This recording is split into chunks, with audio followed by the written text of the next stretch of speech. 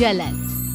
ममता बहुत ही सीधी और प्यारी लड़की थी, वहीं सुनील एक सरल और आगे बढ़ने की सोच रखने वाला लड़का। सुनील, बेटा सुनील कहाँ है? अरे जरा एक गिलास पानी तो दे दो। हाँ माँ, अभी आया। क्या माँ, पानी तेरे सर के पास ही तो रखा है, क्या हो गया है? तबीयत खराब है क्या? अरे नहीं नहीं, वो उठने का मन ही नहीं कर रहा था, तो देखा ही नहीं। वैसे क्या कर रहा है? यहाँ बैठना मेरे पास। माँ पढ़ रहा था, वो कहना नौकरी में तो वक्त नहीं मिलता, अब ऑफिस से घर आकर ही तो वक्त मिलता है। अच्छा ठीक है, पढ़ ले जा बेटा। सुनील पढ़ लिख कर और आगे बढ़ना चाहता था, लेकिन माँ की तबीयत खराब देखकर सोचता है कि शादी ही कर ले। कब तक माँ का ख्याल वो अकेले रख पाएगा? तो एक दिन, माँ ये ममता है, मैंने इससे शादी कर ली है। तुम्हारी तबीयत भी ठीक नहीं रहती, तो मैंने सोचा शादी कर लेता हूँ। घर संभालने वाली और तुम्हें संभालने वाली कोई आ जाएगी तो अच्छा रहेगा। माँ अचानक से सामने बहू देखकर हैरान रह जाती है। बेटा ये क्या बात होती है? न बैंड, न बाजा, न दहेज, न शगुन, ऐसा कैसे बहू आ गई? माँ तू तो जानती है, मैं नौकरी के साथ पढ़ाई कर रहा हूँ, तो कहाँ से इतना पैसा बचा पाता कि धूमधाम से शादी करता। वैसे भी माँ, लोग तो आकर खाकर निकल जाएंगे, इसलिए बस वैसे ही। माँ जी, मैं आपका ख्याल रखूंगी। वैसे भी ये आगे की पढ़ाई कर रहे हैं, अच्छा कुछ कर गए तो सबके दिन फिर से अच्छी आ जाएंगी।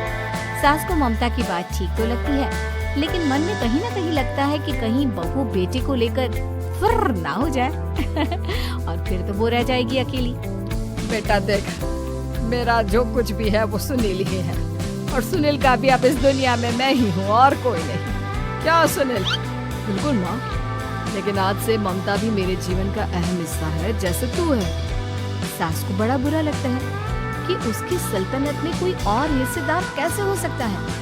कैसे कोई और उसके 30 साल के बेटे की जिंदगी में अचानक से आकर बराबर का हिस्सेदार बन सकता है।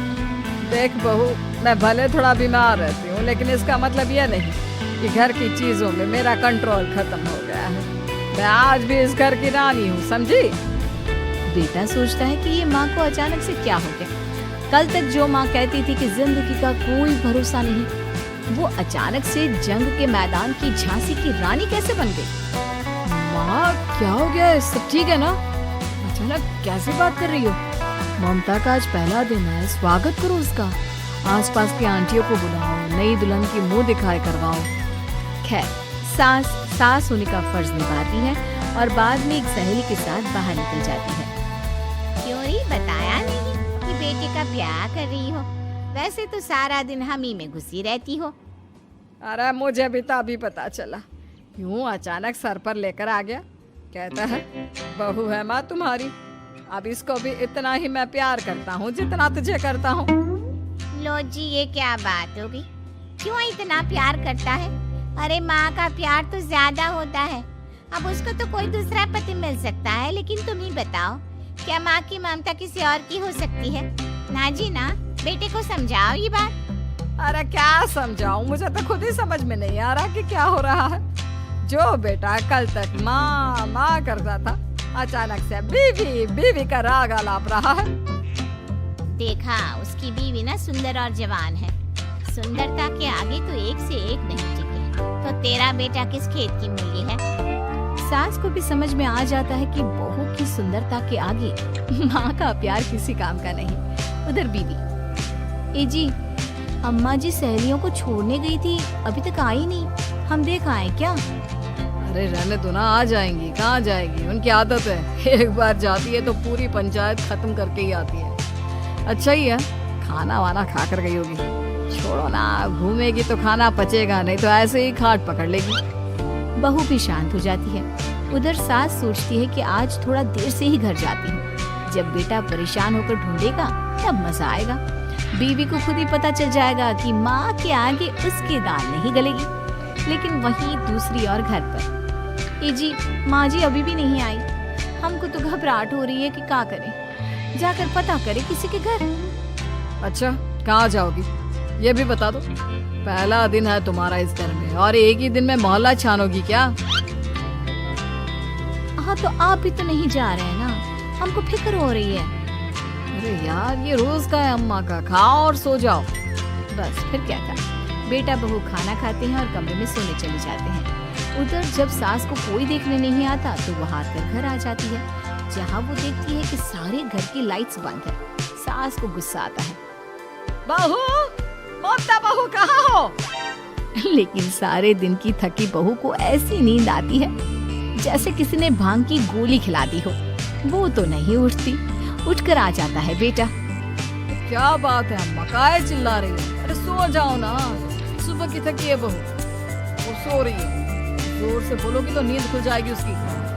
माँ को गुस्सा आ जाता है। फिलहाल तो सो जाती है, लेकिन मन ही मन ढेर सारा जहर बहू के लिए भरा होता है। सुबह बहू चाय बना रही होती है कि सास धीरे से गैस तेज कर देती है, जिससे चाय का बर्तन जल जाता है। और जैसे ही बहू चाय का बर्तन उठाती है, उसका हाथ जल जाता है। मेरा हाथ जल गया। वो जोर जोर से चिल्लाकर इधर उधर भागती है कि सास थोड़ी देर में उसके हाथ में पानी डाल देती है। हाय रे बहू, क्या कर रही हो? पहली बार रसोई छुई हो क्या? सासू माँ गलती से गैस तेज रह गई थी और बर्तन जल गया, जिससे मेरा हाथ जल गया। अरे कितना गंदा था। छी छी छी छी, मुझे तो उल्टी आ रही है तेरा गला हुआ मांस देखकर। तू ना मुझे अभी साथ से खाना मत लगाना। बहू भी खुद का हाथ देखती है तो उसे भी रोना आ जाता है। कुछ दिनों के बाद सास की सहेली आती है, बहू चाय बनाकर लाती है। उसके जाने के बाद सहेली कहती है, बहू की सुंदरता ऐसी है कि कोई भी दीवाना हो जाए। वैसे तेरे बेटे का क्या हाल है? अरे वैसा ही है, बहू के पीछे लग दो। क्या करूं, कुछ समझ में नहीं आ रहा। मैंने तो बहू की चेहरे पर दिवाली के पटाखे की चक्री फेंकी, उसका पूरा चेहरा जल गया। अब देखो ना रही सुंदरता, और ना ही अब मेरा बेटा उसे पूछता है। अरे अब तो वो उसे छोड़कर दूसरी भी देखने को बोल गया है मुझे। बहू सारी बात सुन रही होती है। आंटी एक बात बताइए, क्या भरोसा है कि दूसरी सही आए और आपके अनुसार रहे? देखिए आंटी, मेरी सासू माँ को गलत बात सिखाने की जरूरत नहीं है। हमारा परिवार साथ में खुशी से रह रहा है। देख बहू, मेरी सहेली की बेइज्जती ना कर, वही अच्छा रहेगा तेरे लिए, समझी? बहू नहीं मानती है। वो बार बार उनकी सहेली को घर से निकल जाने को कहती है। तभी सास की सहेली पास के चूल्हे से लकड़ी लाकर बहू के चेहरे पर लगा देती है। बहू जोर जोर से रोने लगती है। अरे ये क्या कर दिया? मैंने कहा किया, ये तो तूने किया। तू ही नहीं चाहती थी कि बहू बेटी के साथ रहे, भला मैं क्यों करूँगी? मैं तो चली, निपटो अब। बहू रो रही होती है, दर्द से चिल्ला रही होती है, लेकिन सास उसे डॉक्टर के पास नहीं ले जाती। तभी पति आता है। क्या हो गया ममता? ये दाग कैसे लगा? कैसे जली? ममता कुछ नहीं कहती, बस दर्द से करा रही होती है। पति माँ की तरफ देखता है। हो ना हो माँ, ये पक्का आपका काम है। आप ही ममता से जला करती थी ना। देखना माँ, अब पुलिस आएगी, केस बनेगा, लेकिन पहले मैं ममता को अस्पताल लेकर जा रहा हूँ। सभी अस्पताल जाते हैं, जहाँ डॉक्टर ममता की सास से कहते हैं, आपने तो नहीं जलाया ना बहू को? अब ममता की सास के तो पसीने छूट रहे होते हैं। वो घबरा कर कहती है, ना ना डॉक्टर साहब, कैसी बात करते हैं? हम क्या जलाएंगे अपनी बहू को? डॉक्टर ममता के पति से पूछते हैं, देखिए, क्योंकि ये ससुराल में जली है तो मामला पुलिस का बनता है, तो आप पहले पुलिस को बुलाइए, तभी इलाज पूरा होगा। सास डर जाती है कि अब तो बच्ची जिंदगी जेल में ही रहना होगा। रहने दीजिए ना, पुलिस को क्यों बुलाना? सारी हंसी खत्म हो जाएगी जब पुलिस के डंडे पड़ेंगे। बहू को जलाना भले ही बहुत आसान हो, लेकिन उसके बाद सारी जिंदगी जेल की हवा खाना। सास डर जाती है। पुलिस आती है, पास लेती दर्द से करा रही ममता स्टेटमेंट देती है। तो क्या हुआ था? कैसे जली आप? ममता पास खड़ी सास को देखती है। बेटी बताओ, कैसे जल गई तुम? ओए, काका का किरण वाली शाहरुख, चुप, बिल्कुल चुप। सास चुप। सभी इंतजार करते हैं कि ममता क्या बोलेगी। जी मैं खाना बना रही थी, लकड़ी उड़कर मेरे ऊपर गिर गई और मैं जल गई। सास बहू की बात सुनकर रोने लगती है। देखा माँ, कितनी समझदार है ममता।